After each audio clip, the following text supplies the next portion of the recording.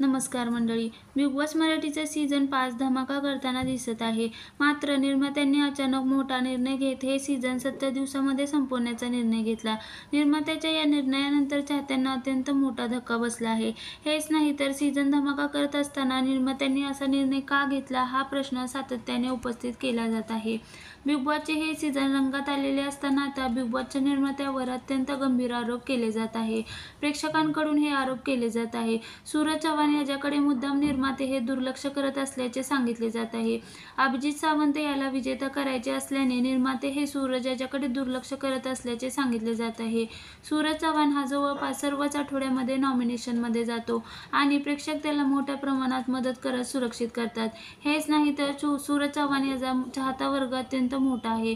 सूरज चव्हाण हा big boss Marathi season 5 चा विजेता होईल असे सातत्याने सांगितले जात आहे. घरात सर्वाधिक प्रामाणिक सदस्य सूरज चव्हाण हाच असल्याचे सांगितले जात आहे. बिग बॉसच्या निर्मात्यांना अभिजित सावंत किंवा अंकिता यांच्यापैकी एकालाच बिग बॉस मराठी सीझन 5 चा विजेता करायचा असल्याने ते सूरज चव्हाण याच्याकडे दुर्लक्ष करत आहेत. हेच नाही तर त्याला साधे फुटेजमध्ये जास्त दाखवले देखील जात नसल्याचे त्याच्या चाहत्यांचे म्हणणे आहे. लोक अनेक गंभीर आरोप हे त्यांच्या निर्मात्यांवर करत आहेत. बिग बॉसच्या घरात फिनाले वीकला सुरुवात झाली आहे. मात्र असे असताना देखील बिग बॉसच्या घरात जोरदार भांडणे होताना दिसत आहे.